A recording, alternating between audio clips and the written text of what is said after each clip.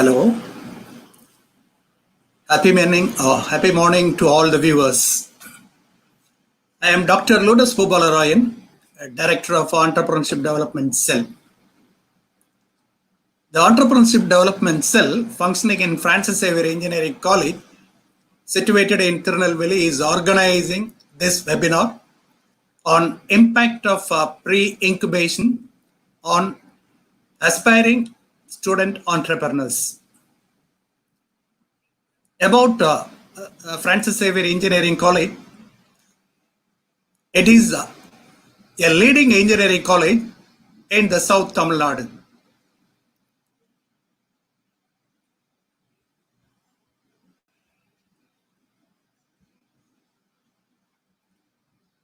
Using the COVID-19 pandemic situation, the Entrepreneurship Development Cell organizes series of webinars on entrepreneurship development. So far, we have organized 14 webinars for the benefit of the students, staff, and industry people. About Francis Xavier Engineering College, it is an autonomous institution offering BE, BTech programs in Civil, CSE, ECE, EEE, IT, and Mechanical Engineering, ME, MTech programs in CSE, Network, Communication Systems, VLSI, IT, Power Electronics, and Drives, Power System, Industrial Safety Engineering. MBA in Finance, Marketing, Operations, Human Resource Management, and Entrepreneurship. Apart from this, this college offers a MCA program also. I am extremely happy to introduce Dr. Vinod, the founder of Pongu Ventures, a startup pre-incubation services company. He is an experienced technology management professional and a design thinker. He is having a master's and PhD in technology management from US universities. He is a highly knowledgeable and experienced person in next generation ICT, IoT technologies, business modeling, and the management, lean startup methodologies. He is also an eminent person having a rich leadership abilities and excellent interpersonal skills. Currently, he is acting as an advisor to various business incubators and startups globally. As a startup evangelist, an entrepreneurship enthusiast, and as a son of this soil, he is currently settled in India on a mission to start up 100 startups in line with the Startup India program. He is a design thinker. He is at present working in National Engineering College as the business incubator and chief executive advisor. He also plays an integral role in incubating innovation culture in various other higher educational institutions for the establishment of an effective startup ecosystem. Really, we are very much happy to have you as a resource person for the today's webinar. Welcome, sir. Over to Dr. Vinod for the webinar. First of all, very good morning to you all. Thank you, Dr. Lodas. It's indeed a great pleasure for me to be here today with you all. Of course, the topic of today's thing is pre-incubation and startup creation, and it's the need of the hour, as everybody knows. So this is one important thing that's going on in a higher education institution that's creating incubation centers and pre-incubation centers. Are you able to see my screen here? Hello?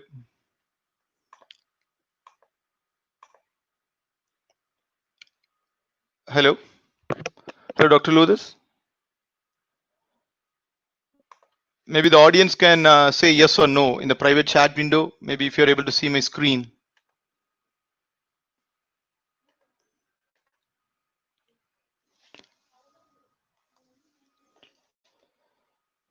Hello?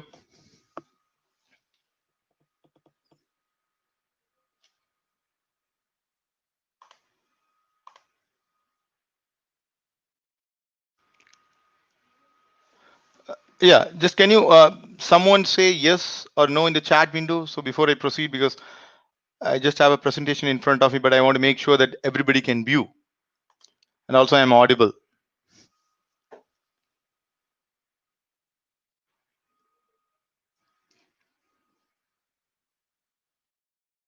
Hello, Professor?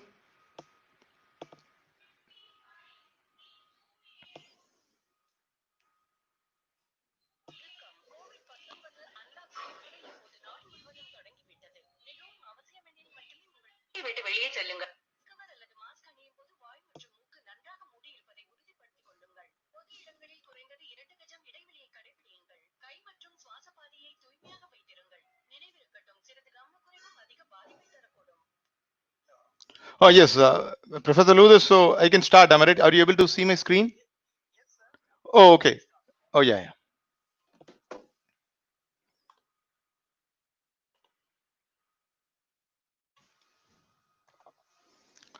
Oh, great. Yeah. I also like to thank FX Engineering College for giving me this great opportunity to be with you all today. And I know Dr. Luthers is uh, been very instrumental in building a startup ecosystem in FX Engineering College. I know him for past 3 years, and he's tirelessly working for the past few years in building this culture inside the campus, especially the innovation and startup culture. So it's great to be here, and I think this is the first time I'm giving a lecture in your college. So thank you so much. I thank all the faculty members, students, and the management for giving me this opportunity. See, as I said, the topic, the pre-incubation for startup creation, and the incubation as such is a very important thing, because the AICT recently come up with a policy called National Innovation for Student Startup Policy for students and faculty members in 2019. And they very well clearly defined how a pre-incubators has to be set up, and how an incubators should be set up in a campus, and in what ways they can help the students and faculty entrepreneurs within a campus. So in regards to this, many I have done so far more than 100 plus pre-incubation program in different colleges, and every student or faculty member has one small doubt. They don't have a very clear understanding about what is a pre-incubation center and what is an incubation center. So today, I'm not going to give any motivational talk or anything. I just want to give an informative talk about this policy, the NISP policy defined by MHRD Innovation Cell and AICT, because this is very important. Because once it's been clearly understood by an institution, it is very easy to take them to next level in terms of startup creation. Because the need of the hour is startup creation rather than incubating a startup inside the campus, especially in the engineering colleges. That's what I have seen, because a lot of innovations are happening, but they're finding it very hard to take it to the next level, to commercialize it, or to make it, as a startup. So how to do that?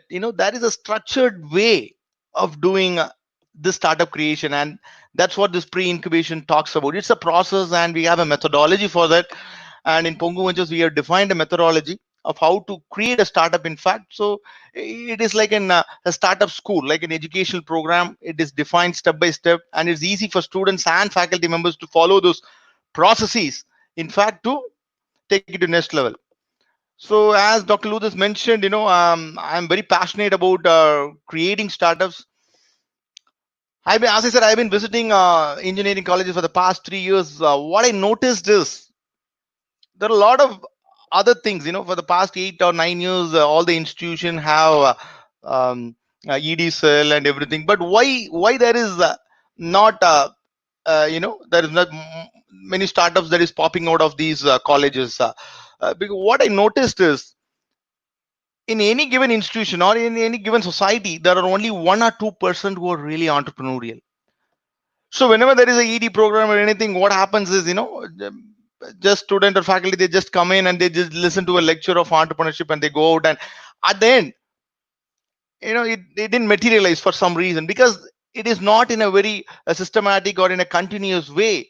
It's been, the program is designed or something, it's all discrete, what's happening. Well, some motivational talks are going on here, there, and some webinars, some things. So how to put together in a very systemic way, and how to bring the change within the campus or within the entrepreneurial people, that whoever has that mindset. So even we do a program or not, as I said, there can be only 1%. So how to capture that 1% of the student? Say, for example, if there are 2,000 students in a campus, say like 20 or 30 will be max, who are really entrepreneurial. So how to identify them, pick them and train them, and then motivate them and handhold them? That is very important during this pre-incubation process. So whatever being said, it's already said. So there are tons of articles available in the internet, but as I said, the one thing that is missing is the coherent and how we make it a continuous process. So that is what I'm going to tell you, how to put together in a very systemic way. Okay. So before I start, I want to give a very clear definition for an entrepreneur and a businessman. See, this is if you read the first line, according to me, an entrepreneur is, who is nothing but a technopreneur, who brings a unique idea to solve a problem to start a startup business. But unlike a businessman who start a business on a very old concept, a traditional way. Say, for example, tomorrow you want to start a jewelry business, or you want to start some grocery store. It doesn't fall under entrepreneurship, at least according to startupindia.go. It should have some kind of an innovative component to your business model. So, or it can be a process innovation, or it can be a product innovation, something you have to bring in terms of innovation to the table to say that it is a startup business. So of course, by this time you all know, because there are a lot of talks about innovation and entrepreneurship. So I think you would be knowing about the difference between an entrepreneur and a businessman. So in line with that, of course, I think you all know the definition of a startup that is given by the central government. DPIIT is nothing but a nodal agency under Ministry of Commerce. The nodal agency is nothing but Department of Industrial Policy and Promotion. And now they renamed as DPIIT, and they have clearly defined how a startup should be registered under them. So it should work towards innovation, that is mandatory, and it, as I said, it can be a development of improvement of a product, a processes, or a services, or it can be a scalable business model with high employment generation and wealth creation. And these are the two things they added recently. That meaning, apart from the innovation, if it can be scalable, or if it can bring more employment to a given community, or if it can create a wealth, enormous wealth, then that can also be defined as a startup company. So that is a main thing. So now, said, of course, you are cleared with the definition. I want to give a clear idea about what a pre-incubators are and what an incubation does. Pre-incubation comes in a very early stage, maybe in a very seed stage. You haven't formed the company yet. Maybe you have an idea, or you may not have an idea. Sometimes always the students have passionate about some technology or something. So I'm good in artificial intelligence, I'm good in machine learning, I'm good in deep learning, and I'm good in blockchain. And they come to me and say, I want to create a startup. So uh, they don't even have a concept or an idea. It's in a very premature stage, and not they don't have a defined legal entity yet. They haven't formed a legal entity. So those type of aspiring entrepreneurs falls under pre-incubation program. Those are the ideal students, in fact, I would say. But incubation is a little bit about mature, and you can call it there are some government recognized TBAs are there, where they will take you in only if you have a business plan or a business model, or sometimes they will expect you to have an MVP, that is a minimal viable product, for you to for them to take in for their program. So what we does is, in as a pre-incubation consultants or pre-incubation advisors, we prepare a student. We help them come up with an idea. We discover they we help them discover the problem, then come up with an idea, then we facilitate and help them creating a prototype, and then eventually we help them form a team. We call them, like, the top level team, the co-founders. The team, the fifth one, we then help them register as a company. In fact, like predominantly the startup companies are registered as private limited companies for a lot of reasons, because it has this limited liability. So as a student, you don't want to register as a proprietorship or as a firm. It's always advisable to register as a private limited company, because the liability is limited in one aspect, and many future investors who come in, they preferred to invest in a company that is a private limited company. But of course, some start with an LLP and then they move on to private limited company. But it's my a personal thing, and whoever, we got advice from chartered accountant or anyone, they would say, while you're starting itself, better go in for as a private limited company. Of course, we do have a lot of compliance we need to follow, but I would say that is an ideal way to form a legal entity. So if you're ready to form, but you don't want to form right away, there is a stage. Once you form a team, once you have come up with an idea, once you have certain business model to it, and you have created something, and you have already started developing your MVP, then at that time, it's good to register your company as a private limited company. Okay. And again, there is one more thing to it. There is something called accelerator also. There is a pre-incubator, an incubator, and an accelerator. So as I said, pre-incubator comes in the seed stage. It's starting from the seed, and as I said, we just create, a startup. Maybe it comes in the sprouting stage, and then when you're an incubator, you just grow your company. That takes for another 1 or 2 years. And when you really want to go for an expansion stage, it's a more targeted thing. And I think you would have heard about Y Combinators in US, and they do a lot of virtual acceleration program now. So once you've formed a company team, and you already have some kind of a revenue, then I think it would be an ideal thing to apply and get inside an accelerator where you want to scale up and really you want to expand your business at that stage. So that is very far away. And as I said, we concentrate from seed to sprouting. So that is our expertise in. And um, we help students who don't know that. In fact, some students, they come from tier 3 or tier 4 or from a village too. We help even students, even a lot of aspiring entrepreneurs from village side to start a startup. They don't know the definition of startup. The only one thing they miss is, they don't know how to talk the startup jargons, what these urban entrepreneurs used to talk. But they are good in everything. They're as good as these urban entrepreneurs, or in fact they're far better than them in some other things. So you don't have to worry about knowing what is a startup or anything. As long as you have a desire to start a company, or desire to start something, or desire to solve a problem, or you're passionate about something in life, apart from being, to go and take a regular 9 to 5 job. If you're not of that category, then we are ready to help. And there are some students who really drop out of colleges. They also want to start a startup. No problem, absolutely fine. And there are faculty members, staff members, anybody interested in this can start a startup. And as I said, the good thing is the AICT has come up with a policy where they encourage both faculty, staff, as well as the students. So that is the beauty of it. So anyone want to start a startup, they can form. So if you talk about a life cycle of a startup, this is a very interesting thing. And see, we currently everybody follows design thinking methodology. So we also do the same thing. We start from the the problem discovery stage, um, um, because we don't want to jump into immediately an idea stage just because I have an idea, or just because I'm good in some technology, and we wouldn't recommend that.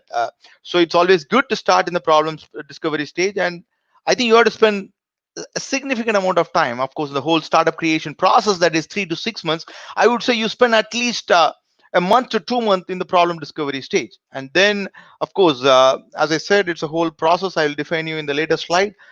Till you reach a startup stage, that the 3 to 6 months period. So this is where we step in, we help, we handhold, and of course we help them beyond that stage too. But this is a crucial step, because starting a startup is the toughest thing in the whole life cycle, I would say.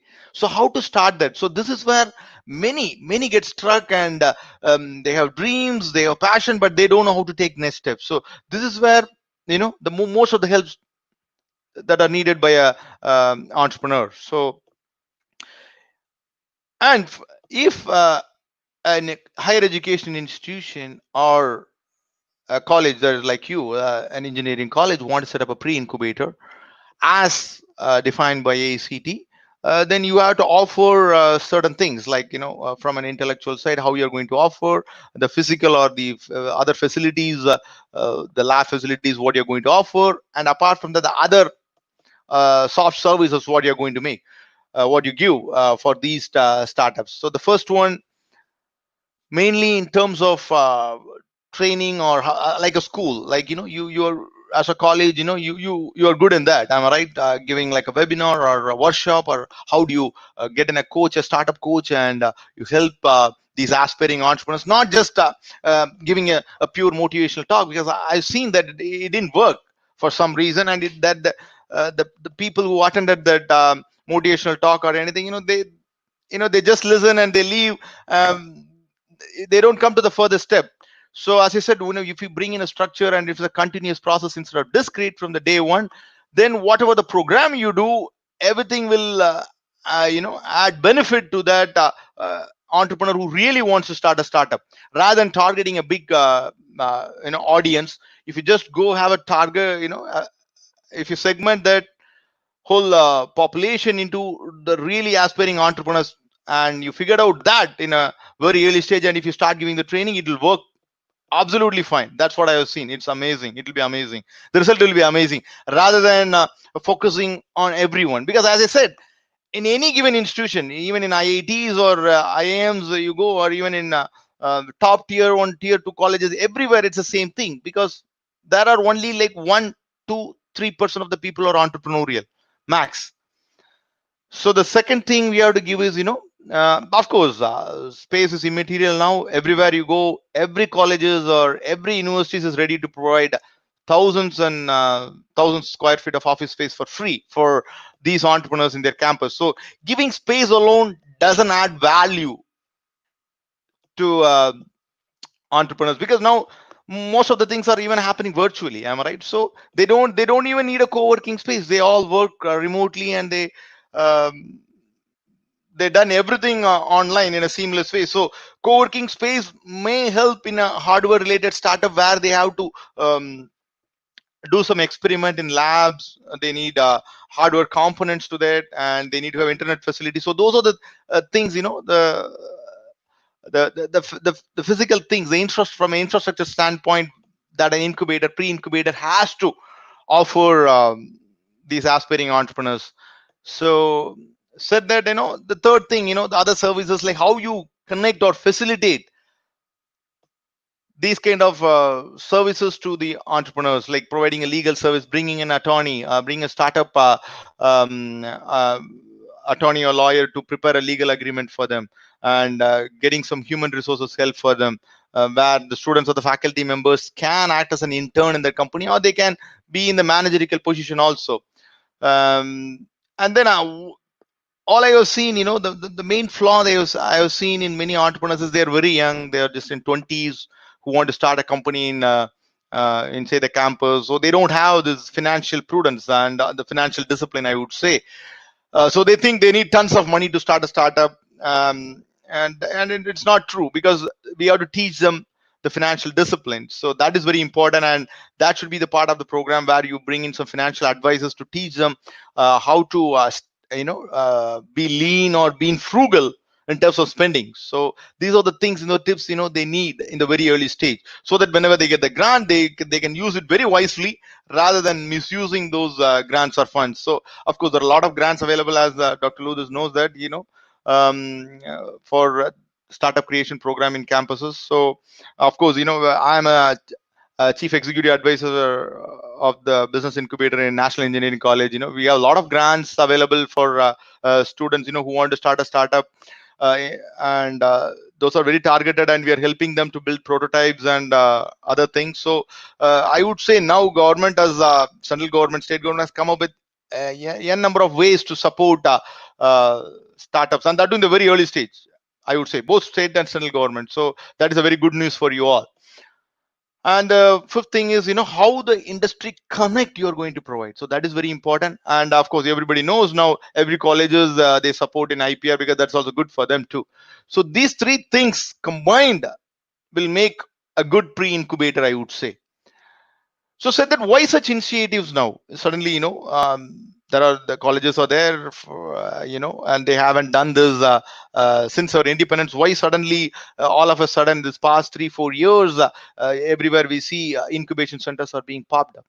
See, the only reason is, all these years, the education institution has been focusing on the number of students they graduated or the job placement they did, and that's going to be no more. Maybe that might help in the NIRF ranking, but going forward, there are two other rankings, as you all know. ARIA ranking is there, and IAC ranking is going to be being coming up with top 100 institute who are supporting innovation and something.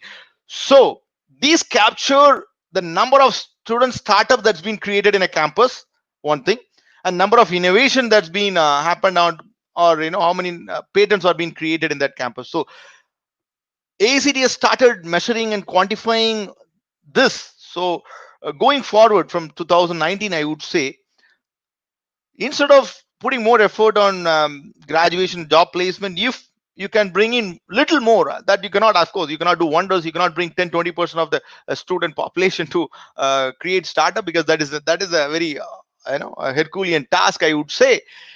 It's not only helping your student, but once you set up an incubation or a pre-incubation center, it's open to the public. Am I right? Anyone can be part of your uh, incubation center. You can bring incubative from outside too. So uh, apart from focusing your student incubatives, if you can bring in more incubatives and you can create more startups, that would bring your ranking. Apart from NRF ranking, I would say you will take you top in ARIA and IAC. So that's where all the universities and higher education are moving on since 2019, I would say.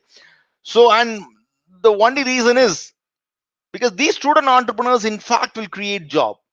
So because you all know that too, after in post COVID, of course, we are not yet in post COVID, and even now during COVID period, we are feeling the pain. Am I right? There are a lot of job losses are there, and people are getting fired. So the only thing that can solve this problem is, we create more startup, and these startup entrepreneurs are going to give a lot of jobs to the people down the road. So unless you create more startups, by having by using these student entrepreneurs, we are not going to fix these job growth. So this is very important, and it also have a very big impact on the socio-economic growth of the country. So said that, I like to talk a little bit about this NISP policy, and for more information, please visit mic.gov.in. Of course, you all know this website. So see, they talk about two things: pre-incubation and incubation centers. This is not for the students here, who are the faculties or the management, if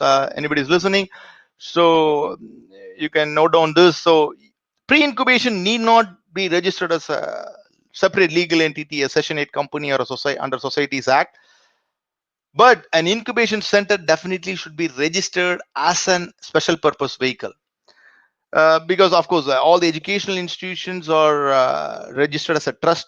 So the trustees, they can do, because education is a service oriented business, but when you create an incubation center in your campus, it's more dealing with businesses and startups. So that's the reason the government encourages now the trustees of that education institution to form a special purpose vehicle under their trust, so that they can intake incubatees and they can have formal agreement with them. They can take shares in their company. So it's like a regular business unit. They can function within the education institution. So it's a great advantage of being registered as an SPV. So I would recommend, if you haven't formed on SPV, please go ahead and register an SPV as a Session 8 company.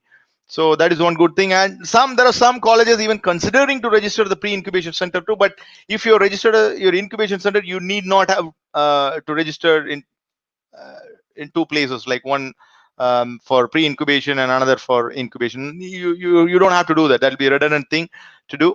So if you haven't done yet, maybe but still you want to support entrepreneurs, you can have co-incubation partnership with other institution. Maybe in with the National Engineering College, we have a co-incubation partnership with a lot of colleges. So if some of the colleges don't have some kind of a facility, definitely you're very welcome to have a co-incubation partnership with that, where you can leverage whatever the facilities we have. At the same time, we can take support from you too. So it is like creating an ecosystem. It's not just uh, our college or anything. Anybody can collaborate, and we create a startup, and that in turn can be helpful for the socio-economic development. So that is a one good thing, if we can come under one umbrella and do some great things. Um, so um, and now I'm going to tell the policy benefits of these student entrepreneurs. So if students are here, you can note down this, whatever I highlighted here. The first thing is, if you're a student entrepreneur and if you're in a final year or in a pre-final year, you're allowed to sit for examination, or any year, if your attendance is less. And if you're working on innovation or an entrepreneur as a startup, and if even though if you have minimum permissible percentage for your attendance, you still allowed to be sit for the examination, your final examination, or whatever the semester examination. So this is one good news, and I would say you have to take advantage of this. And second thing is, of course, if you haven't attended the whole semester and you're working on your startup or innovation, you can take a year break and you can come back, and you can definitely retake that semester by sitting in the class, and you can appear for the rejoin the academics and to complete the course. So that is another great thing. Am I right? So there are there are two things. One is like the student entrepreneurs who are part-time, meaning let me do my startup in the evening, after 4 or 6 o'clock after my college hours.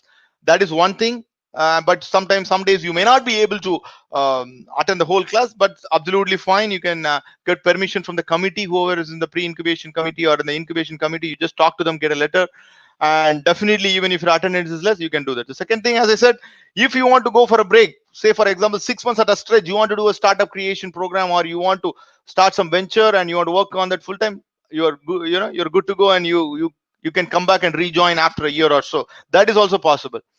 And the third thing is, you may earn credits to academic credits, because in NEC, we are going to come up with a program for a 3-credit elective course, where we are creating a startup creation program exclusively for aspiring entrepreneurs, whether regardless of the year, whether they're in the first year, second year, third year, fourth year, they can attend that, and they get the academic credit for that. It's between 1 to 3 credits. So that is one good thing.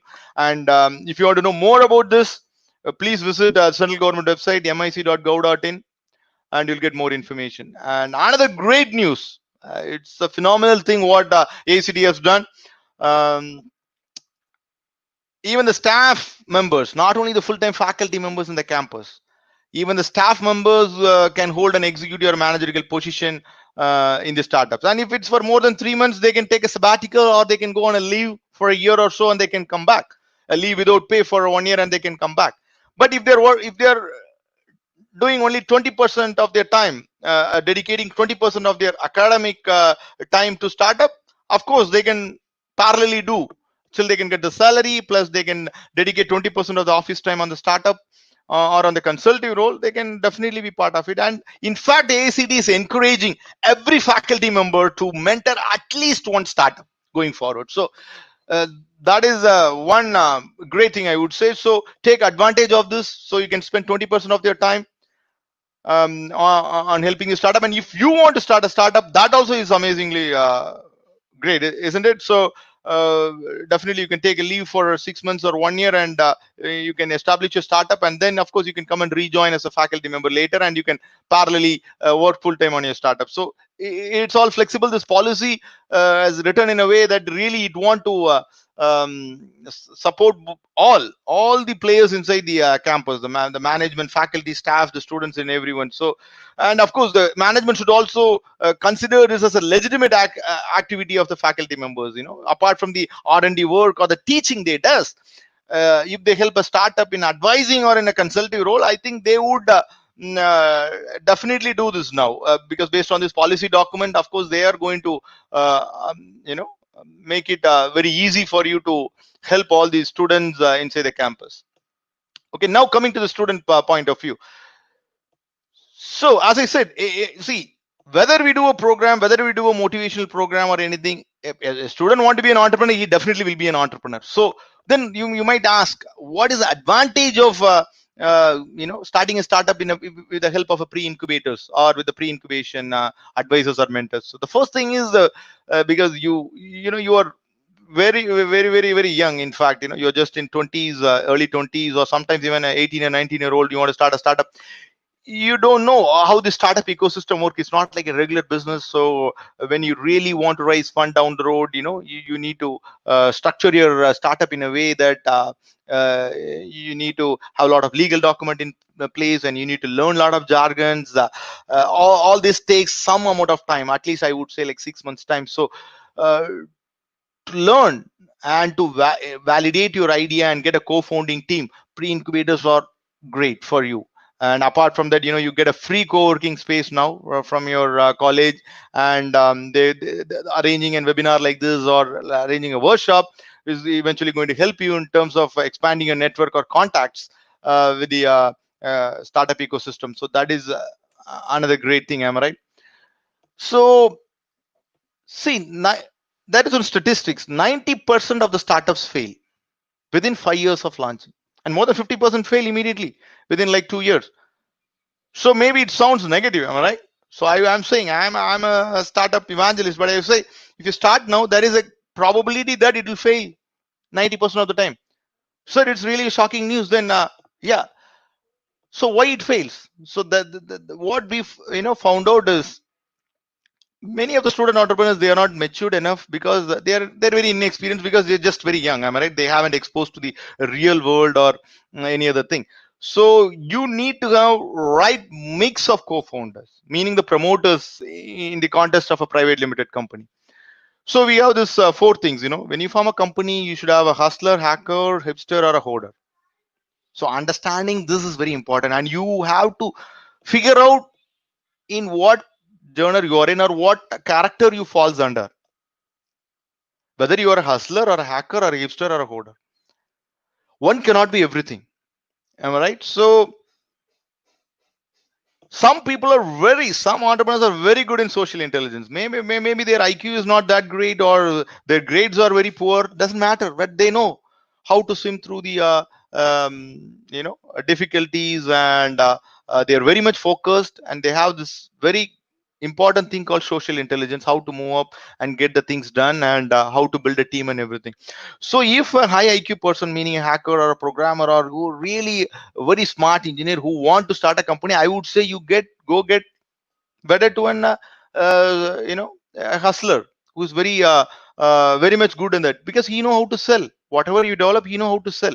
So that is a smart move. So uh, if you nobody can start a startup alone, because many people say they can do. No, how you build your team, that is your top management team, how you get your co-founders in this very early stage. And this is the greatest thing. See, 20 years back, when I was doing my 25 years back, when I was doing my bachelor's in engineering, of course I love to start a startup, but nothing like this. There is no structured program like this, that people doesn't know the definition of startup.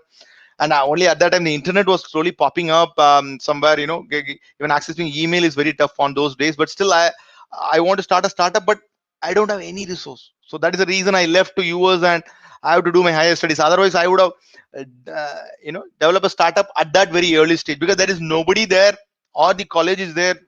See, a person like Dr. Luthers is there now to advise you or to take you in the right direction. So I would say college days are the best days for you to get all this done.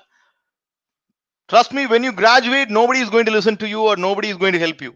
So once you're outside of a college, so if you're inside a college, maybe in your final year, just plan for this, how to come up with a co-founding team and go talk to your college, how to avail grants and everything to start a startup. the, I think I think this is the right time. I would say you're all lucky to live in a golden era of startups, you student community. So I would say that. So I would say this right mix, and don't worry about this. Don't delve deep into that now. So you can always approach me, and I can help you how to come up with the right co-founder mix, and we also help in connecting you with the right team members, so you can talk to them, and if you're very comfortable, then you can take them in. So you don't have to form always a team among among your students. So it's always good if you have one of your co-founding team is an experienced person who have worked in the industry, but you want to come full time to it. So that is also advisable. Okay, so this is very, very, very important. So I am stressing on it again. If you're going to start a startup now, there is a 90% chance it will fail. Only 10% it will be successful. So how to go in that 10%? That is very important. Am I right? So how to avoid all those failures? There are top 10 failures. The reason for failure, for startup failure in the pre-incubation stage. Every stage has its own risk, but go, how to avoid or putting a foundation in your early stage, that is very, very important. So this is where our program comes in, and we fix all these holes, and that is called the failure hole. So you don't end up in a very drastic failure in the startup creation itself. So in the very early stage itself, as I said, we can mitigate those risks by avoiding certain things. Am I right? So there are 10 reasons, like a mantra. You can make a note of it. If you're not fit to be an entrepreneur, but still you want to start a startup, then get along with a passionate, aspiring entrepreneur who has fit in the sense, who doesn't want to take a risk, who is not financially prudent, who is scared of failure. Of course, as I said, there are 90% fail, but no, I don't. And who want to take who want a full-time job, and who have a family pressure. Time being, don't take it, because it is like it is waste of time. As I said, it is not like your final year project or something. You just do it with 4 friends or something. You can build something. It is impossible. So if you decided after a graduation that you want to go full time into this for 1 year, of course there are some I met a lot of students in the past. They say, sir, I am a breadwinner of the family. If I don't go and work and make like at least 10 to 15,000 in a month, my family would not live. So you have to figure out a way. Of course, if you love to build a startup and you want to make some income for your family during that period, because it is going to take some time, am I right, for you to build some revenue for your company, at least 6 months to 1 year. So we have to have a clear game plan of how you are going to generate that revenue and make it sustainable, so that you will be start making revenue through your company, rather than you are doing part-time startup thing. So you're working somewhere and doing a startup part-time is not going to work, because the failure rate will be in fact more. So how you can plan ahead, and how can you bring early revenue? So these are the things that we have embedded to this pre-incubation program. So as I said, getting a right co-founder is very important. Second thing. And the third thing is, many students, as I said, just because I love this technology, IoT, I love IoT, I want to build this. I love artificial intelligence, I want to develop this algorithm, or I want to develop this code. So nothing like that. So that's why I said you want to be a design thinker. You have to come from the problem. So don't jump into the product right away, saying I want to build this, I have done this, I am fascinated about this, because you will end up in a product that nobody wants. Then how will you sell? It will be very hard for a hustler also to sell.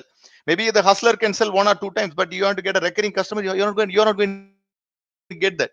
So you want to understand the intricacies of how to engage with your customer and what your customer needs from day one. So today you are going to, you are decided that you want to start a startup. Let's go meet your customer, who will buy your product. Go meet them, talk to them, understand, have an empathy, what problem they are facing, what solution. This is what the entrepreneurs face. They just sit in the front of the system. They just they develop a code or a website or an app or sometimes an IoT product, but they don't engage with the real world customers. They think Somebody will come right away and buy their product, and it will be waste of time. It will be a crash. It will be 99% failure. I can write and give you now. So how to mitigate that? So you should not ignore your customers. So when you want to engage with the customers, from day one, start from day zero. In fact, you should have done at least a day before. You have to talk to your customers. So that is very important. Of course, MVP, is very important. But some what some student does is, they delve too much time in MVP, or some they spend very little time. So an MVP should capture the value proposition, what the real value you are going to give the customer, but with minimal functionalities.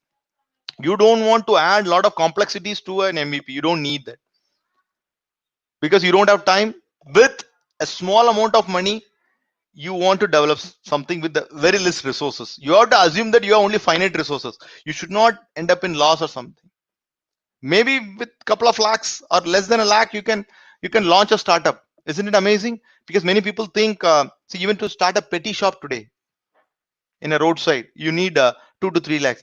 But through this pre-incubation program, even with 1 lakh, you can launch a startup. So that is an amazing thing, because you can validate your idea, you can launch your MVP, and you can generate revenue quickly. So what else you need? So the sixth reason for failure is they're obsessed with somebody else's product, or their competitor's product, or their friend's product. Somewhere somebody would have developed. You don't have to get obsessed with that. Instead, talk to your customer what they want. Maybe there might be something your competitor would not have done. So apply blue ocean strategy, and move away from them, and think out of box. Definitely you can create something very new to the market and be innovative and get startup registered. So don't get obsessed. Of course, you want to watch out what your competitor does, but you don't have to get obsessed. The seventh one is, many people start chasing investors. They assume that, just because they are in the startup world, they think, the investors will come in the day one, and they're going to pump in money for them. No, absolutely. And that too, in post COVID, nobody is going to give money for people who don't have revenue.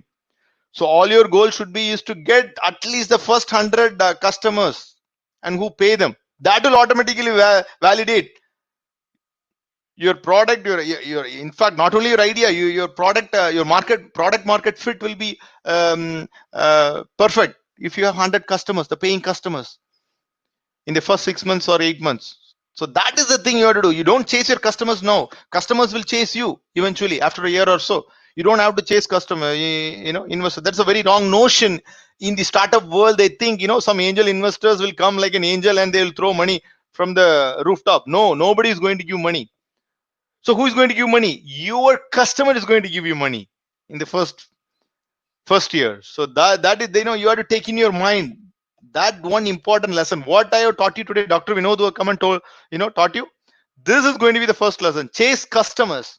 Who is going to be a customer? And again, you don't have to fall in with your idea, because ideas is nothing. There are tons of ideas. I can throw, like sitting like this, I can throw 100 plus startup ideas. How to execute that matters. Just, many people in ED cell and everything, they listen to a lot of motivational talks, and they think, they'll be an entrepreneur, then they daydream. No, day one you have to start execute. An idea without execution is just a hallucination. Just because you have an idea doesn't mean you're great. Simple. So anybody can copy that idea or anything, am I right? Unless you protect that. But of course, to make it a tangible one, or like a prototype or something, whether it's a soft prototype or it's an ugly prototype or a good prototype, doesn't matter. But still you have to work on that and make it, am I right? So that is execution. So execution, from day one you have to start executing. Don't talk. You can talk, because I have seen some people just keep talking, but in the end, they don't materialize or made into at least a MVP or something. So that is of no use. And the ninth one, as I said, the reason of failure is not being frugal or lean. They don't have the financial discipline or prudent. So that is one of the major reasons for failure. And last one is the product miss time. So you should know when to launch a product, certain product. You should not take more time, or you should not, because there will be more competition, or sometimes you'll be too early because the market is not ready for that. You cannot go and launch something where there is no internet. You cannot launch an internet business when there is no internet in the mountain area. Am I right? You'll think that, it will come up. No. So you should know the timing of a business, when you should launch what product. So these are the 10 major reason. Globally they have studied and they come up with this top 10 reason. And I would say the number one reason is, you are not building a product what the customer wants. This is because you have started chasing something else, not your customers. So if you start chasing a customer from day one, you're good to go. But the good news is, I have seen that only, as I said, startup business fail, but you never fail because you're a true entrepreneur. Am I right? You know how to rebound and come back within that 6 months period. During the pre-incubation period, you know how to take, pivot. You know how to minimize your risk very quickly. Of course, you should have an appetite to take risk. That is another thing, but you should know how to mitigate the risk also. And you know how to rebound and come back quickly. As long as you don't fall in love with your idea, you always have the same area. You can build another product or services very quickly. So this is where the entrepreneur come in. Once you're an entrepreneur, you're an entrepreneur. You won't go back.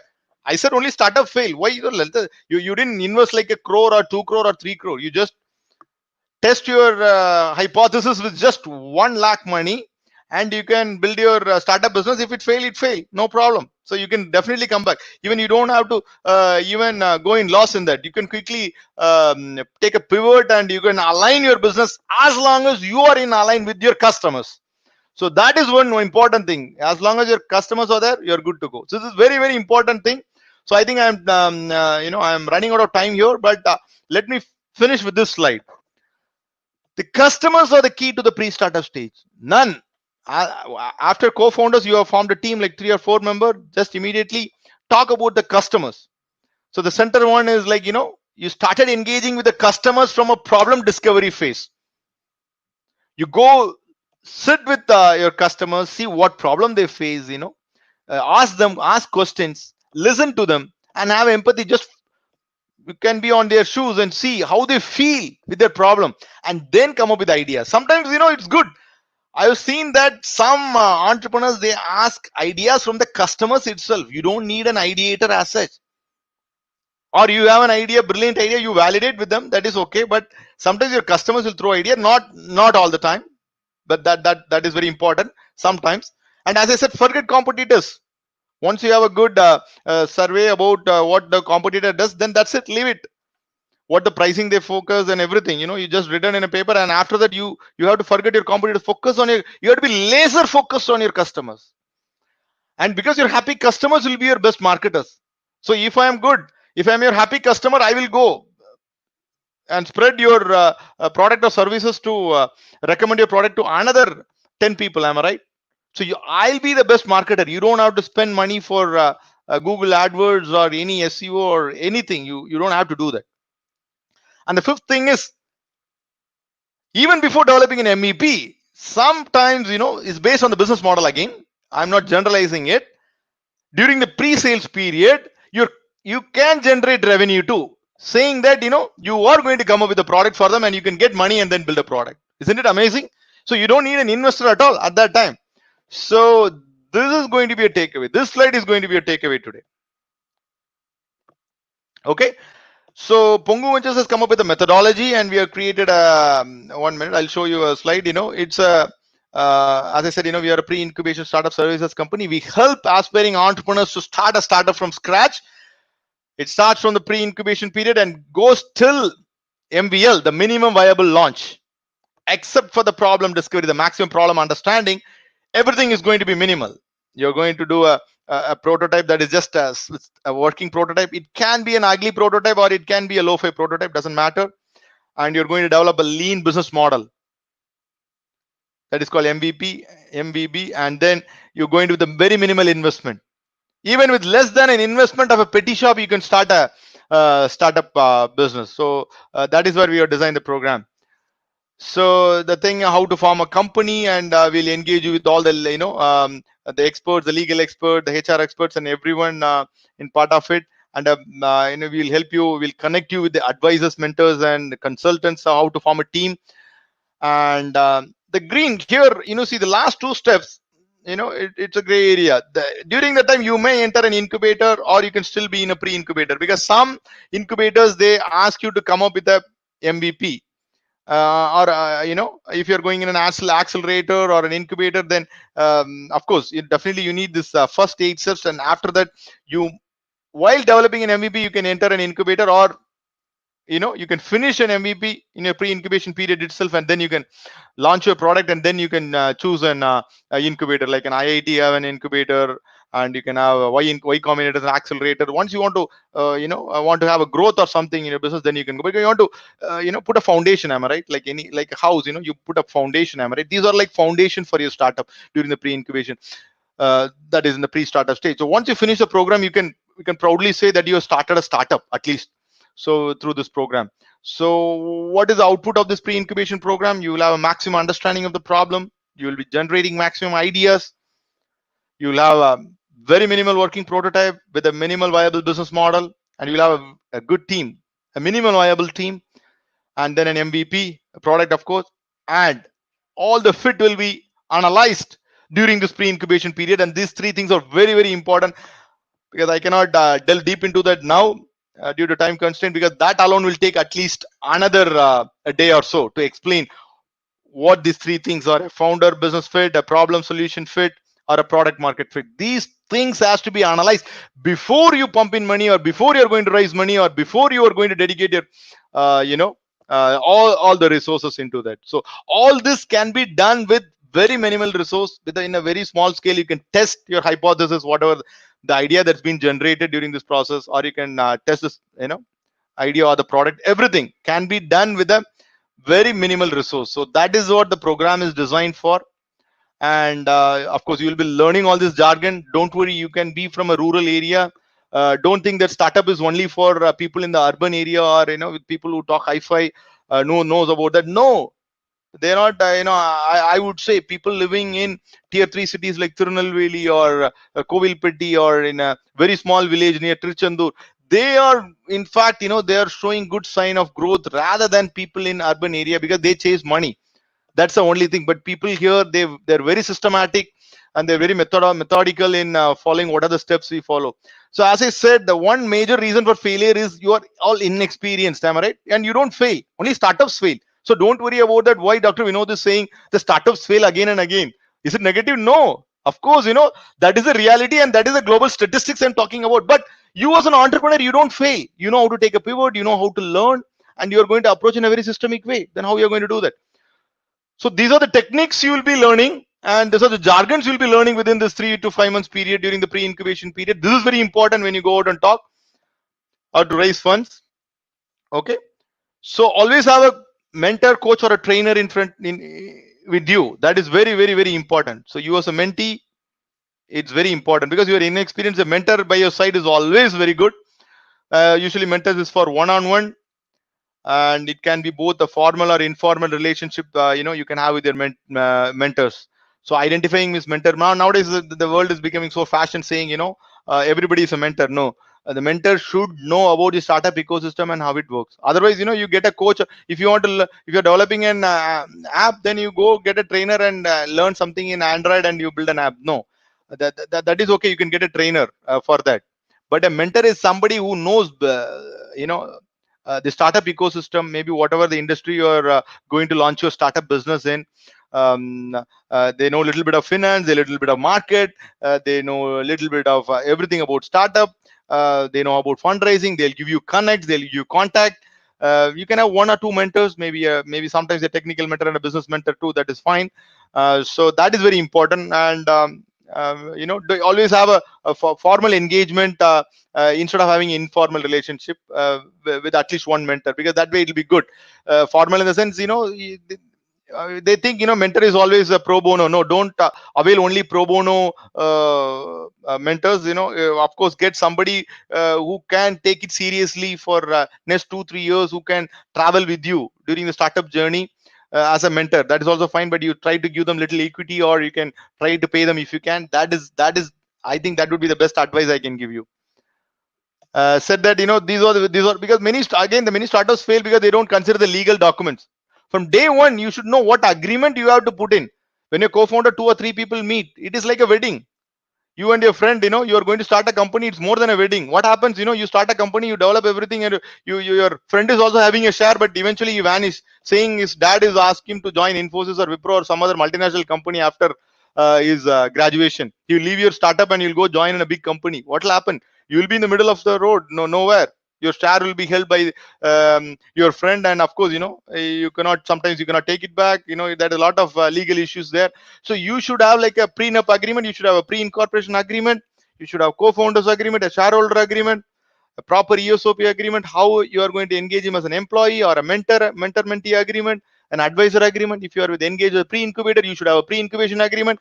Everything should fall in place in the first 6 months. Once you miss this, I have seen that many people end up in a lot of lawsuits. Don't be in a hurry, don't jump and doing in a haphazard manner. It's not going to work out. So there are certain things, as I said, if you're doing in a methodical way, this has to be considered. Okay. And another thing I want to let you know through this platform is National Engineering College Business Incubator is we are hosting a very big 100-day startupathon. It's only for a pure web-based startup. It's a 100-day program. Weekly, twice we are going to meet from August 30th to December 9th. So I'm going to be the lead coach and a startup designer, where 10 plus startup advisors will be training, and there is a stringent intake process for this. You have to apply. Maybe I'll send you, if you can email me, I can send you the link where you can go and apply. We, of course, we do pre-screen them. We check the eligibility is not just for attending a webinar or a workshop or something like that, just for a sake of e-certificate. We take it very seriously. We want people who can engage with us for 100 days, who can dedicate at least 100 to 200 hours for the startup creation program. So by December, you can proudly say that you have created a startup, and you have to finish that. So during the 100 days, every month, we will be checking your progress. If not, you have to drop out and you have to join again in our next cohort session. That will be happening in January. So you join and say you some n number of reason, people will say I cannot do this, that, then we'll just drop out them. So that is why I say it's a stringent process. We need only serious people, not just people who come just listen to a lecture. That I know there are a lot of webinars or virtual thing going on now. They just log in and they listen. No, it's not like that. If you are very serious, we are going to help you guys how to form a company in 100 days. So NEC, National Engineering College, is organizing this, and it's open for all aspiring entrepreneurs across the globe. And with Pongu Ventures is going to do the pre-incubation program for this. And please, and Dr. Manishekar is organizing this. So please, apply and see whether you're, whether you can join this. I know, because there is a committee who will evaluate, and if you're, of course, we are not going to see your marks or anything. We'll be interviewing you over the phone for 20 to 30 minutes to see whether you're really eligible. So that's it. You got an idea, it's good. You can start a venture. You need help to start an innovative online startup company. We are here to help you. You don't know where to start, again, this program will be helpful. You need co-founders. We can help you connect with the top co-founders who can complement your skill set rather than being competing. So you are a good coder, then you have to get a good co-founder who is a good hustler, who can sell that. Am I right? So those are the things, we will try to match it. We'll help you. We'll facilitate those processes from Pongu Ventures. So don't worry about that. We'll structure your internet-based startup, and it'll be a group coaching from all the startup experts from Pongu Ventures. Okay, all students, whether you're a dropout, you're a failed, you have 20 arrears, please, you can join this program, because we give first preference to a person who is a hustler. Am I right? It doesn't matter whether he's a topper or he is just drop out of a college. Anyone, whether he's a 10th standard student, he can also join from any discipline. Whether he's a biology student, botany student, or a triple EC, computer science, anybody can join this. So don't worry about that. It's open for all. Okay. As I said, the ideal candidate, what we'll be checking during the interview process, we'll see whether you accept change. As I said, I'm the first slide. Am I right? The one word, that's change.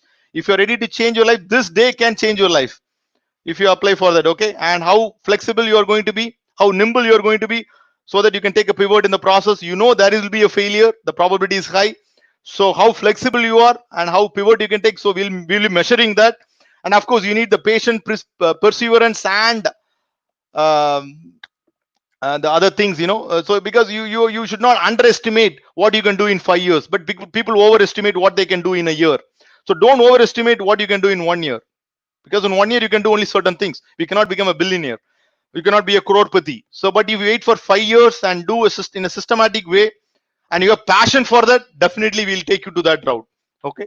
So that is very important thing. Said that if you are one of this person, you're a hacker or hustler or hipster or a coder, you can definitely approach us. We can help you start. So as I said in the beginning, the toughest thing in creating a startup is getting started. And the good news is, and I have to thank Dr. Luthers for this, so you can get started today.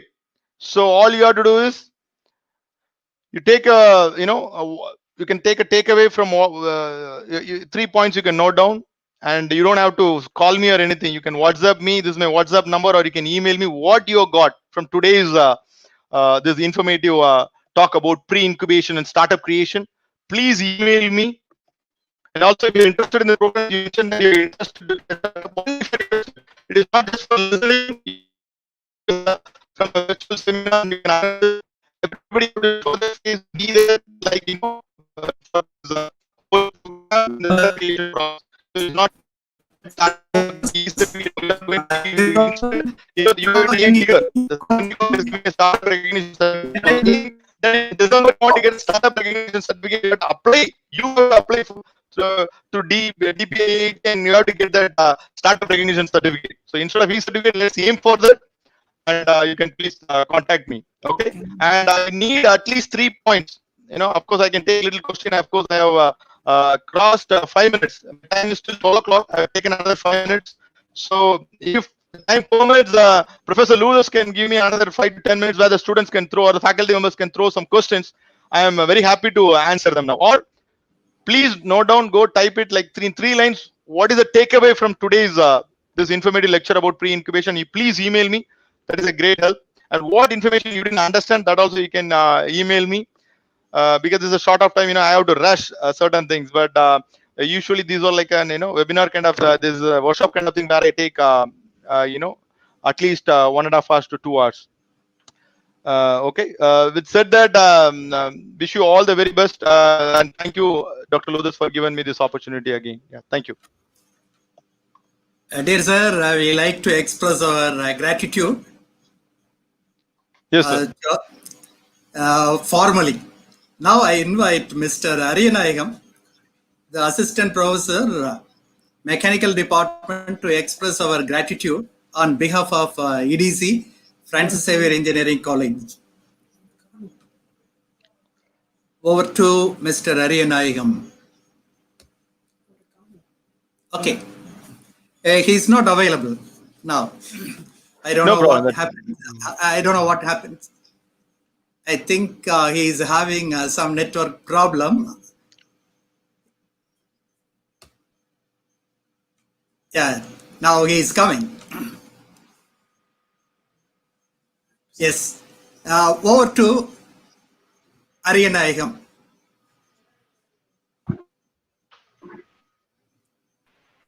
Over to Mr. Ariyanayagam for the vote of thanks.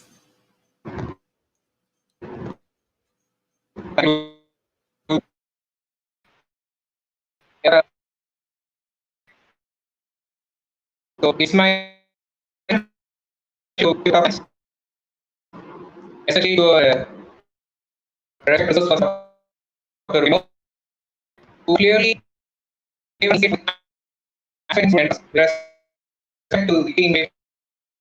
Also, the pros and cons of the other. We will how to be and also mention the two causes. We certainly the aspiring entrepreneurs. So, vision was excellent and entrepreneurs and participants who were in the speech delivered. We are thankful to be spending time along the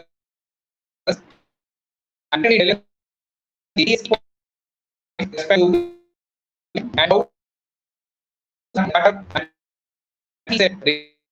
he said now he made an entrepreneur to start early. When the program